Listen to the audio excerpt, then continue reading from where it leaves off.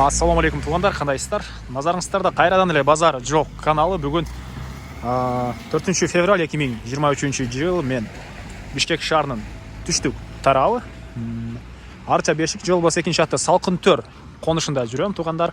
Ушул жерден бир сатылуучу хайтек стилиндеги үй бар экен. Ошол жөнүндө сиздерге маалымат берейин деген биринчи болуп баруу жолун түшүндүрөйүн. Мен турган жер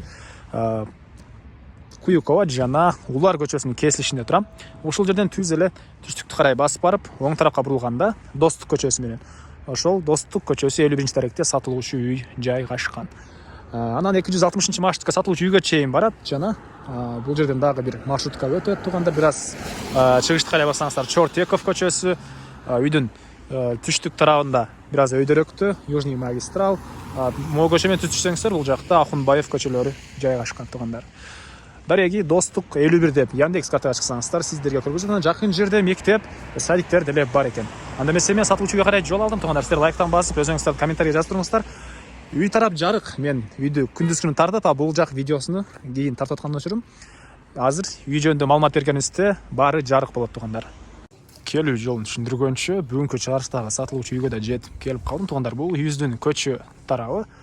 Мен келгенче бул жерде үй ээси да мени күтүп турган экен. Азыр сиздерге калган маалыматты биргеликте беребиз. Ассаламу алейкум. Алейкум ассалам. Үй сатып атыпсыз беке? Элге көргөзөйүн деп келдик эле. Маалыматын бир чекеден бере алам да. Бул сатылуучу үйүбүздүн көчө тарабы тугандар. Достук көчөсү 51-дарек. Көрүп турганыңыздардай көчө тараптан бийик кылып забор жана дарбаза орнотулган. Алды тарабы чоң навес, чыгыш тарабынан деле тегеренте кыскасы толук түрдө бийик забор кылынган. Дарбазаны эмне деп аттыңыз эле беке?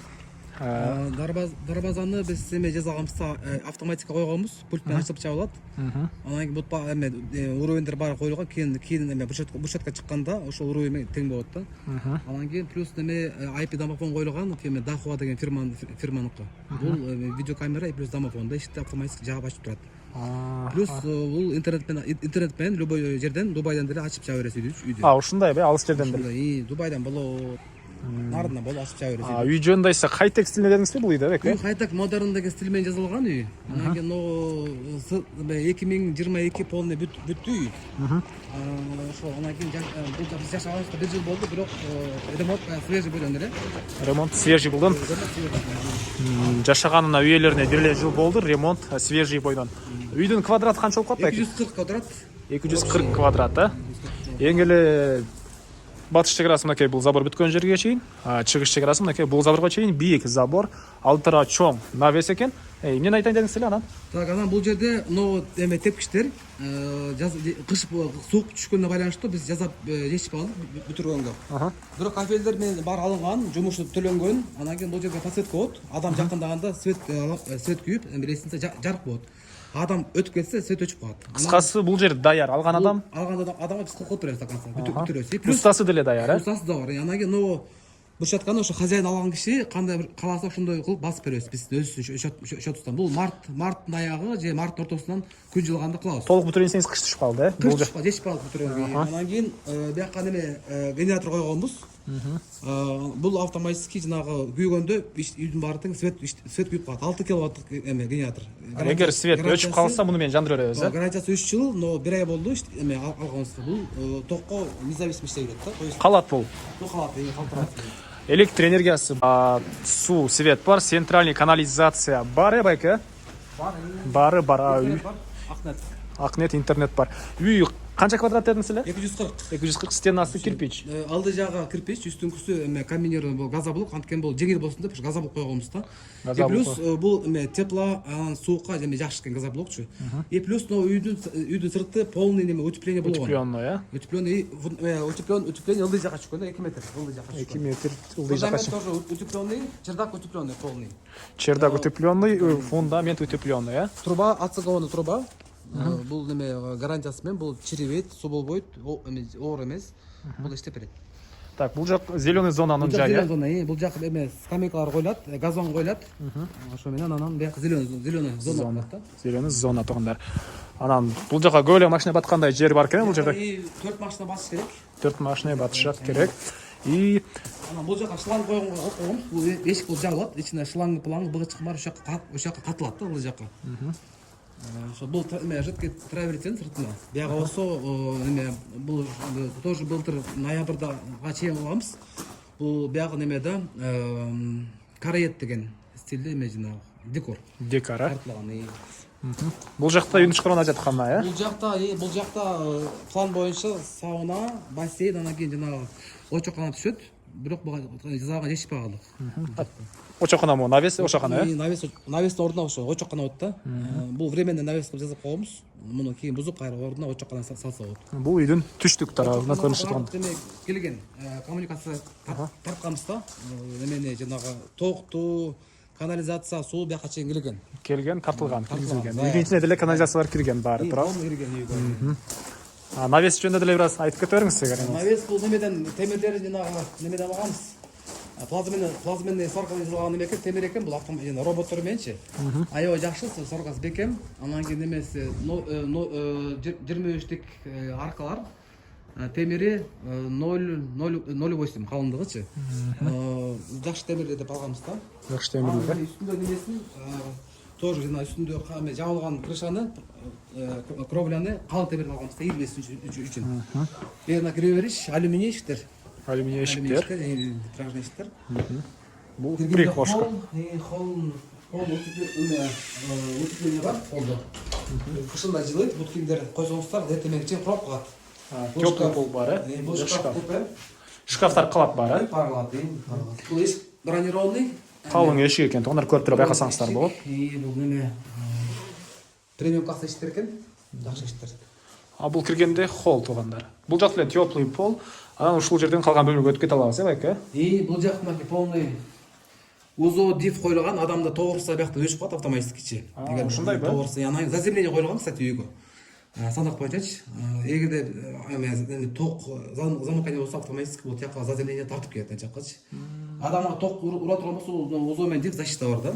Но үстүнкү катары эме освещение эмес проводдору бул жагы розеткага да. Ар бир комната ошодан өчүп келет. Эшиктерде ошо жанагы электр эшиктерде заказ бергенбиз. Жасаткансыз, э? Сасанан жазылган эшиктер. Жагачтан. Бул жер Бардык эшиктер, бөлмөлөр бар. Бардык эшиктер бар жазылган да. Анан мынакей буга фасет менен айнек коюлган темный феникс дегенчи. Бул да өзүнчө бир неме декордун эмеси да, элементи. Бул жер зал, мынакей. Бул жер зал, бул залга люстра менен браны койгон жокпуз. Себеби дегенде ошо алган киши өзүнүн вкусу менен, өзүнүн табиты менен кое алсын деген максатта койгон жокпуз пока люстраны.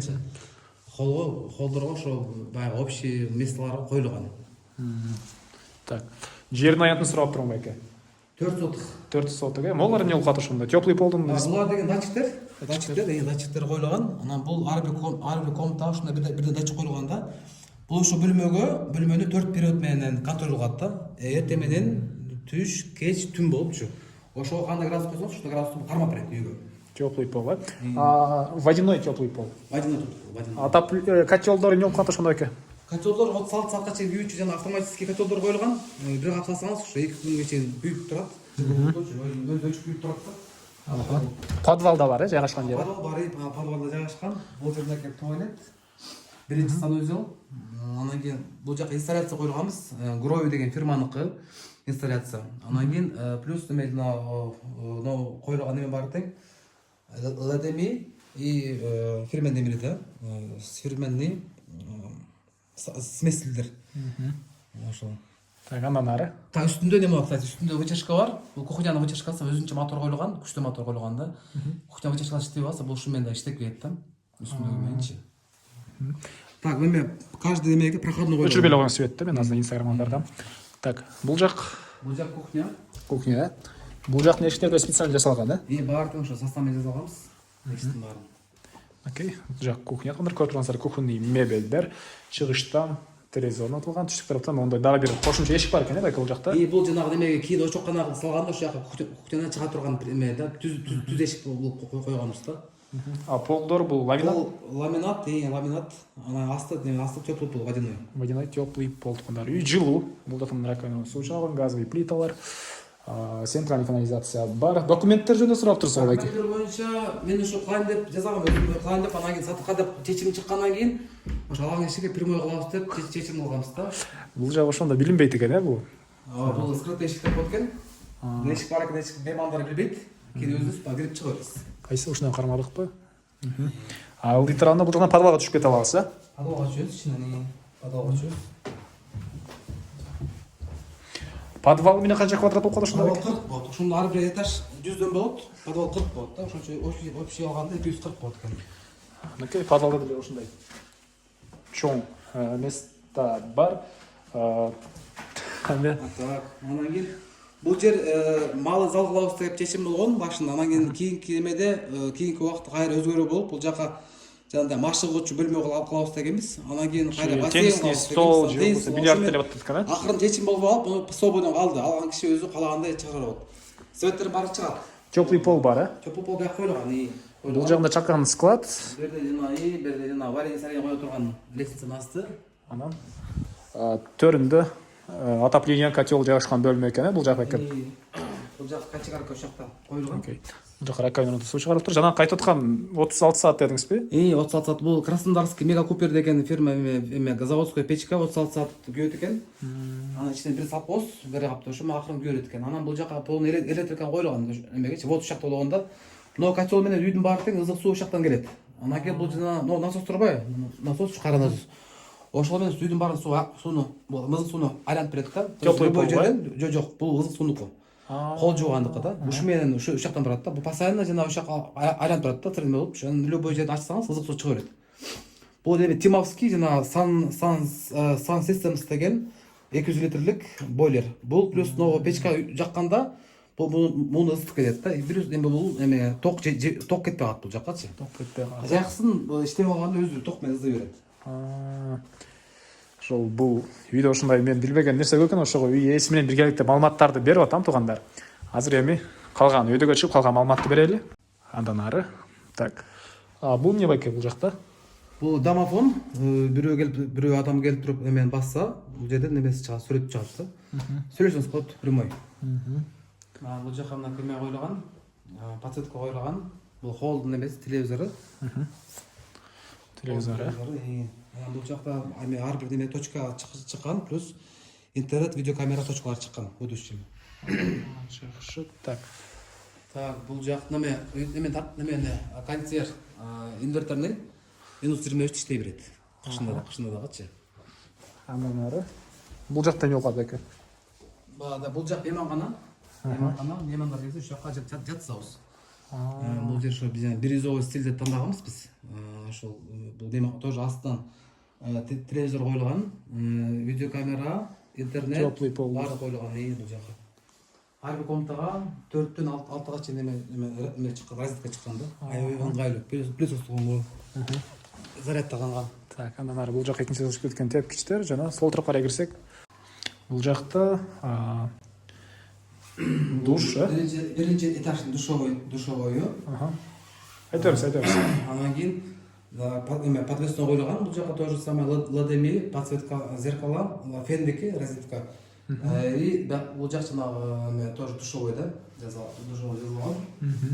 Неме полный гидроизоляция берилген, капельдин асты, үстү, потолок үчүн берилген. Гидроизоляция. Нын дубалга өтпөйт да. Тоже теплый пол. Тоже теплый пол, Ада жерим үстүнө сушка коюлат кийинчи. Сушка коюлат, асты эме стиральный машина үстү кийимди кургатуучу аппарат кийин коюлат да. Экинчи өтүп кеткен тепкичтер, бул жагы. Бул тепкичтер менен чыгабыз. Басып үстүн.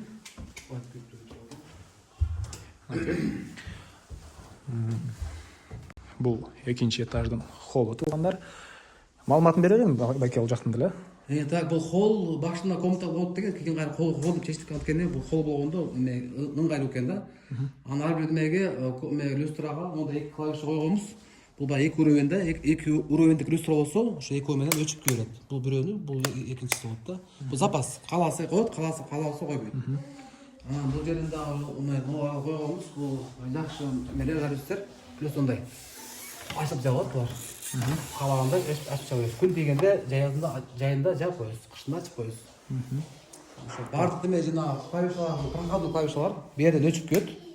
И ыл жактан дагы ушул лампочка ыл жактан дагы өчүп күйөрөт да. Бул жактан да ылдыйдан өчүрө бересиз, э? Бул значит бул жерден өчөт. Өчүрөбүз кайдан? Өчүрөбүз, кайра тегиден үйгүзөбүз да. Баардык лампочка проходной коюлган дегенчи. Эки жерден өчүрүп жандыра бересиз, э? Бул ыңгайлуу экен да жашоогочу. Бер ушундан, бияк ичинен сыртынан өчүрүп күйөбүз, ичинен дагы өчүрүп күйөбүз да. Лампочкалар. Бул жакта деле жана коюлган да. Домофон биринчи этажга, экинчи этажга ушундай эме сигнал чөт.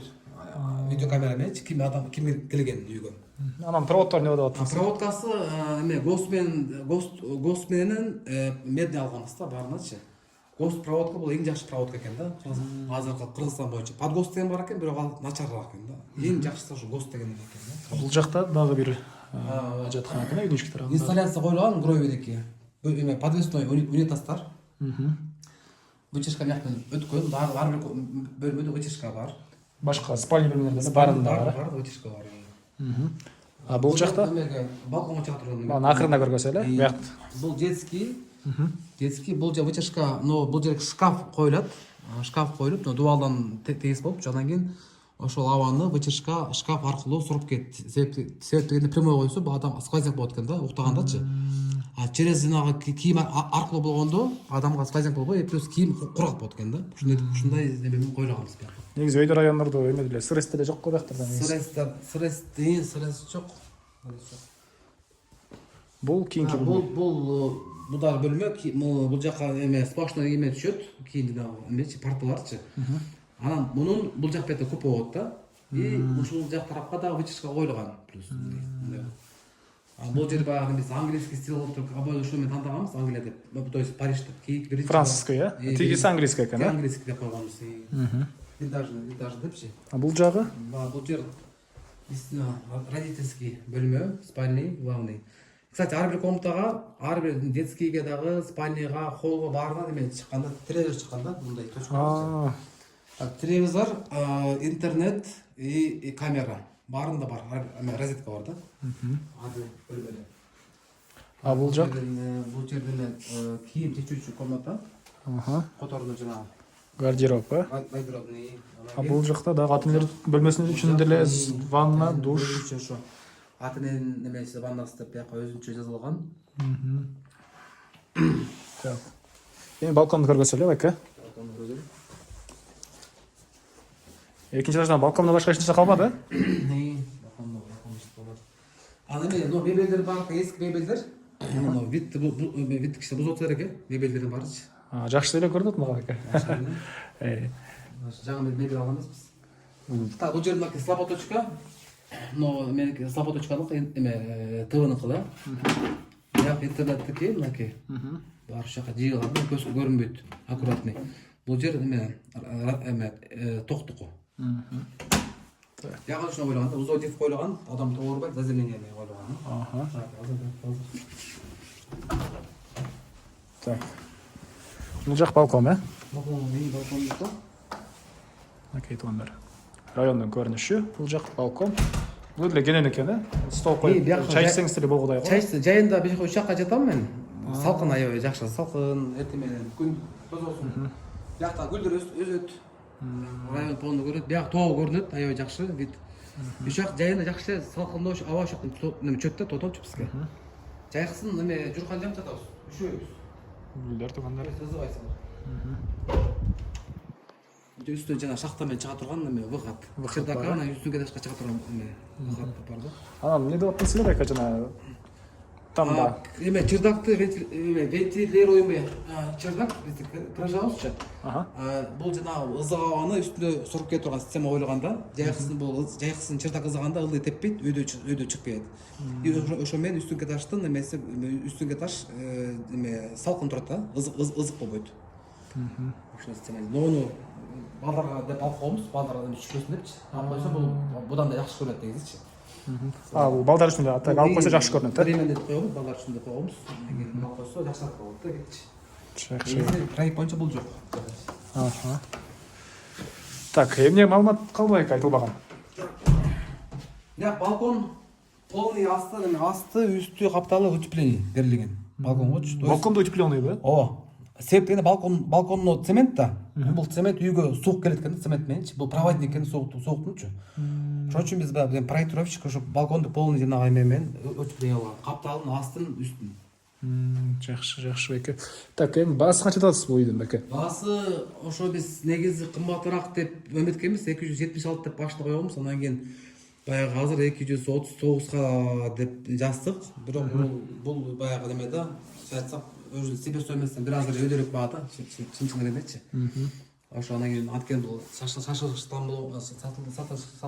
керек болгон үчүн ушундай баа кылдырып. Шашлык сатылуу, Шашлык сатылышты тамдычы. Себептери бар, бирок аны алган кишиге айтып берем. Азырча пока сыр. Бирок себеп бар да. Аны тамды бирок өз үчүн салганбыз, сатыкка эмес там. Көрүнүп турат беке. Сатыкка десек биз 180-170ке бермек экенбиз да. А сиз өзүм жашайм деп сапаттуу салдыңыз беле? Жашайт салганбыз, билесиз деп салганбыз. 239 миң, Сүйлөшүү болот бир аз. Сүйлөшүү болот, сүйлөшүү болот. Эсин номерлер экранда туугандар, звонок кылып сүйлөшүп көрүңүздөр. Сүйлөшүү болот. Анан достор менен, группалар менен бул видеону сиздер бөлүшсөңүздөр, мага үйесине чоң жардам берген болсоңуздар, туугандар, андыктан бөлүшүп кетиңиздер. Эмнени айтайын десем, Но эмерек боюнчачы, мебелдер бул мурдагы үйдүн эмеси, мебелдер эскичи. Каласа биз калтырабыз, калабаса алып кетебиз. Ушуну айтып коеюн, Унутпай. Меңиз чоң рахмат беке анда. Ишиңизге ийгилик. Рахмат сага, рахмат.